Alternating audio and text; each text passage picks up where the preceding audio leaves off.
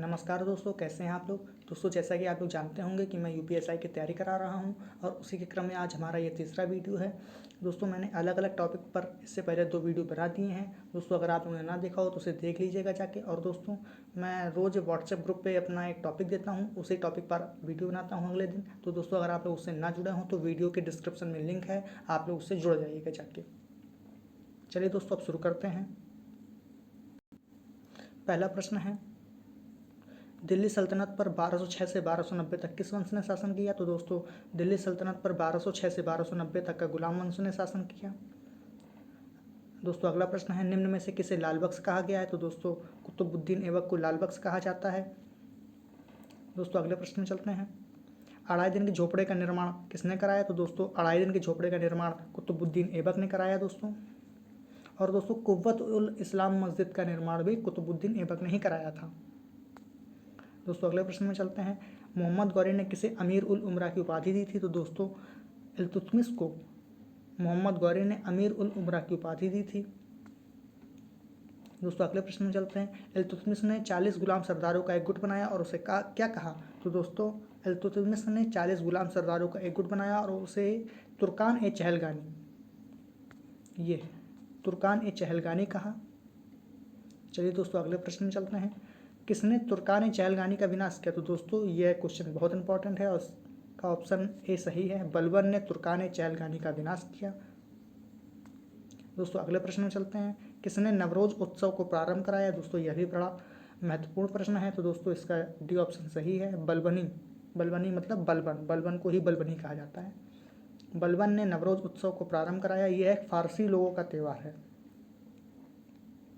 चलिए दोस्तों, अगले प्रश्न चलते हैं, गुलाम वंश का अंतिम शासक कौन था। तो दोस्तों, गुलाम वंश का अंतिम शासक शमसुद्दीन क्यूमर्स था, इसे ध्यान रखिएगा आप लोग।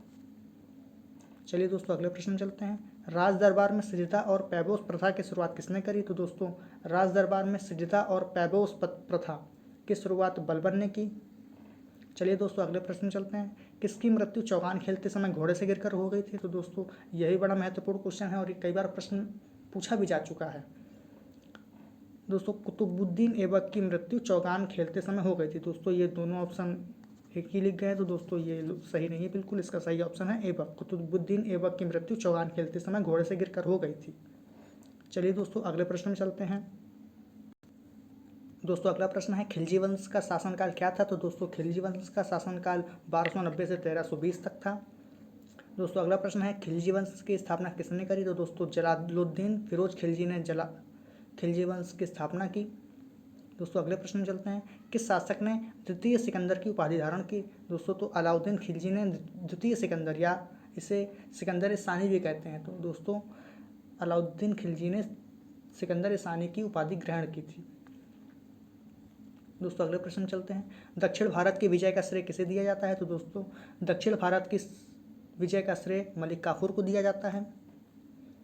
दोस्तों, अगला प्रश्न चलते हैं, खिलजी काल में सूचनादाता को क्या कहा जाता था। तो दोस्तों, खिलजी काल में सूचना देने वालों को मुनिहान कहा जाता था। दोस्तों, मुनिहान कहा जाता था, ध्यान रखिएगा दोस्तों, ये इंपॉर्टेंट है। चलिए दोस्तों, अगले में चलते हैं, अमीर खुसरो का जन्म कहाँ हुआ था। तो दोस्तों, यह भी बड़ा इंपॉर्टेंट क्वेश्चन है और दोस्तों बहुत बार परीक्षा में पूछा जा चुका है। अमीर खुसरो का जन्म बांदायूं में हुआ था, बांदायूं उत्तर प्रदेश। चलिए दोस्तों, अगले क्वेश्चन चलते हैं, किसके बचपन का नाम अली गुरसम्प था। तो दोस्तों, अलाउद्दीन खिलजी का बचपन का नाम अली गुरसम्प था। दोस्तों, अगले प्रश्न चलते हैं, अलाउद्दीन खिलजी ने किसके समझाने पर विश्व विजय और नए धर्म का विचार त्याग दिया था। तो दोस्तों, अलाउद्दीन खिलजी ने दिल्ली का एक कोतवाल था अलाउल के समझाने पर विश्व विजय और नए धर्म का विचार त्याग दिया था इसने। दोस्तों, अगले प्रश्न चलते हैं, निम्न में से किसने पैगंबर के सेनापति की उपाधि धारण किया। तो दोस्तों, नसीरुद्दीन खुसरो शाह ने पैगंबर के सेनापति की उपाधि धारण की। दोस्तों, अगले प्रश्न चलते हैं, वारंगल विजय के समय प्रतापरुद्र देव ने कोहिनूर हीरा मलिक काफूर को दे दिया। मलिक काफूर किसका सेनापति था। तो दोस्तों, ये अलाउद्दीन खिलजी का सेनापति था। दोस्तों, अगले प्रश्न चलते हैं, तुगलक वंश का शासनकाल क्या है। तो दोस्तों, तुगलक वंश का शासनकाल 1320 से 1414 तक है। तुगलक वंश का प्रथम शासक, तो दोस्तों तुगलक वंश का प्रथम शासक गयासुद्दीन तुगलक है। दोस्तों अगला प्रश्न चलते हैं। दोस्तों अगला प्रश्न है नहरों के निर्माण करने वाला प्रथम सुल्तान कौन था? तो दोस्तों ये वाला बड़ा इंपॉर्टेंट क्वेश्चन है दोस्तों, इसे ध्यान रखिएगा। गयासुद्दीन तुगलक ने नहरों का निर्माण कराने वाला पहला शासक था। दोस्तों अगले प्रश्न चलते हैं। निम्न में से किसने कहा था कि दिल्ली अभी दूर है? दोस्तों यह वाला भी बड़ा इंपॉर्टेंट क्वेश्चन है और कई बार परीक्षा में पूछा जा चुका है। दोस्तों निजामुद्दीन औलिया ने कहा था कि दिल्ली अभी दूर है। और दोस्तों इसने गयासुद्दीन तुगलक के बारे में कहा था ऐसा कि दिल्ली अभी दूर है। दोस्तों अगले प्रश्न चलते हैं। फतूहात ए फिरोज शाही किसकी आत्मकथा है? तो दोस्तों फतूहात ए फिरोज शाही फिरोज शाह तुगलक की आत्मकथा है। दोस्तों अगले प्रश्न चलते हैं। निम्न में से किसने गाजी नामक उपाधि धारण की थी? तो दोस्तों गयासुद्दीन ने गाजी नामक उपाधि धारण की थी और दोस्तों इसे काफिरों का घातक भी कहा जाता है। दोस्तों अगले प्रश्न चलते हैं। निम्न में से कौन ब्राह्मणों पर जाजिया कर लगाने वाला पहला मुस्लिम शासक था? तो दोस्तों फिरोज शाह तुगलक इसने दोस्तों ब्राह्मणों पर जजिया कर लगाने वाला पहला मुस्लिम शासक था। दोस्तों अगले प्रश्न चलते हैं। हेनरी इलियट और एलिफिंस्टन ने किसे सल्तनत युग का अकबर कहा है? तो दोस्तों फिरोज शाह तुगलक को हेनरी इलियट और एलिफिंस्टन ने सल्तनत युग का अकबर कहा है। चलिए दोस्तों अगले प्रश्न चलते हैं। निम्न में से किसने तुगलकाबाद नामक शहर बसाया? तो दोस्तों गयासुद्दीन तुगलक ने तुगलकाबाद नामक शहर बसाया था। दोस्तों अगले प्रश्न चलते हैं। किस शासक ने फलों के 1200 बाग लगाए और 300 नगर बसाए? तो दोस्तों फिरोज शाह तुगलक ने ए ऑप्शन फिरोज शाह तुगलक ने 1200 बाग लगाए और 300 के करीब नगर बसाए थे। दोस्तों अगले प्रश्न चलते हैं। सैयद वंश का संस्थापक कौन था? तो दोस्तों सैयद वंश का संस्थापक खिज्र खां था और इस वंश का शासनकाल 1414 से लेकर 1451 तक का था। चलिए दोस्तों अगले प्रश्न चलते हैं। निम्न में से किसने रैयत ए आला की उपाधि धारण की थी? तो दोस्तों खिज्र खां ही ने रैयत ए आला की उपाधि धारण की थी। दोस्तों अगले प्रश्न चलते हैं। सैयद वंश का अंतिम शासक कौन था? तो दोस्तों अलाउद्दीन आलम शाह ए ऑप्शन अलाउद्दीन आलम शाह सैयद वंश का अंतिम शासक था। दोस्तों अगले प्रश्न चलते हैं। मोहम्मद शाह का पूर्ण नाम क्या था? तो दोस्तों मोहम्मद शाह को फरीद खां के नाम से जाना जाता था पहले। दोस्तों अगले प्रश्न चलते हैं। खिज्र खां के पुत्र डैश ने शाह की उपाधि धारण की? तो दोस्तों खिज्र खां के पुत्र अर्थात मुबारक खां, मतलब इसका ए ऑप्शन सही होगा, मुबारक खां ने शाह की उपाधि धारण की। दोस्तों अगले प्रश्न चलते हैं। लोधी वंश का प्रथम शासक कौन था? तो दोस्तों लोधी वंश का प्रथम शासक बहलोल लोधी था। दोस्तों अगले प्रश्न चलते हैं।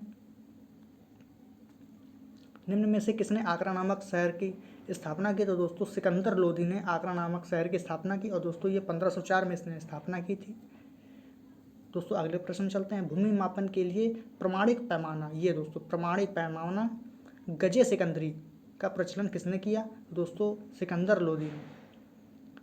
लोधी ने भूमि मापन के लिए प्रमाणिक पैमाना गजे सिकंदरी का प्रचलन किया। दोस्तों अगले प्रश्न चलते हैं। निम्न में से किसे प्रथम सुल्तान की उपाधि धारण करने का गौरव प्राप्त है? तो दोस्तों इसमें से कोई नहीं, दोस्तों महमूद गजनवी थे। महमूद गजनवी को प्रथम सुल्तान की उपाधि धारण करने का गौरव प्राप्त है। दोस्तों अगले प्रश्न चलते हैं। निम्न में से किसने वंशानुगत शासन का सिद्धांत लागू किया? तो दोस्तों इल्तुतमिश ने वंशानुगत शासन का सिद्धांत लागू किया। दोस्तों अगले प्रश्न चलते हैं। किस काल को भारतीय विजारत का स्वर्ण काल कहा जाता है? तो दोस्तों तुगलक काल को भारतीय विजारत का स्वर्ण काल कहा जाता है। दोस्तों अगले प्रश्न चलते हैं। किसने एकता प्रथा को समाप्त किया? तो दोस्तों अलाउद्दीन खिलजी ने एकता प्रथा को समाप्त कर दिया और दोस्तों एकता प्रथा को इल्तुतमिश ने चालू किया था, फिर अलाउद्दीन खिलजी ने इसे समाप्त कर दिया, फिर दोबारा इसको किसने चालू किया? दोबारा इसको फिरोज शाह तुगलक ने चालू किया। चलिए दोस्तों अगले प्रश्न चलते हैं। मकबरा निर्माण शैली का जन्मदाता किसे माना जाता है? तो दोस्तों इल्तुतमिश को मकबरा निर्माण शैली का जन्मदाता माना जाता है। दोस्तों अगले प्रश्न चलते हैं। दोस्तों अगला प्रश्न है द्विगुम्बदी शैली का निर्माण किसके समय में प्रारंभ किया गया? तो दोस्तों द्विगुम्बदी शैली का निर्माण सिकंदर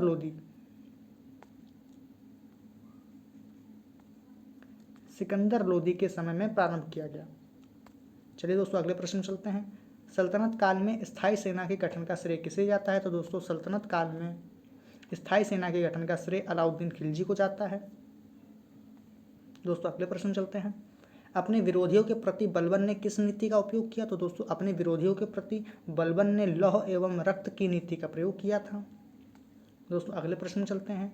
रजिया बेगम ने किससे पराजित होकर उससे विवाह कर लिया? तो दोस्तों आप लोग जानते होंगे कि रजिया बेगम प्रथम मुस्लिम शासिका थी और दोस्तों इसने अल्तुनिया नामक शासक से पराजित होकर इससे विवाह कर लिया था।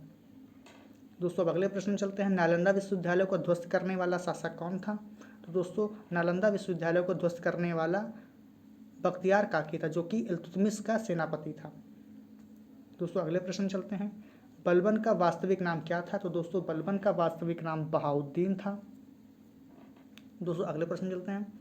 निम्न में से किसने फिरोज शाह कोटला दुर्ग का निर्माण कराया? तो दोस्तों जैसा कि नाम से ही मालूम चल रहा होगा, फिरोज शाह कोटला है, तो इसका निर्माण फिरोज शाह तुगलक ने कराया होगा। तो दोस्तों इस चैनल को लाइक कीजिएगा, वीडियो को लाइक कीजिएगा और रोज़ हम वीडियो लाते रहेंगे किसी ना किसी टॉपिक पर। और दोस्तों चैनल को सब्सक्राइब कर लीजिएगा और वीडियो को शेयर कीजिएगा और अपने तैयारी करने वाले दोस्तों को इसके बारे में बताइएगा। और व्हाट्सएप ग्रुप ये डिस्क्रिप्शन के लिंक में है, जुड़ जाइएगा आप लोग।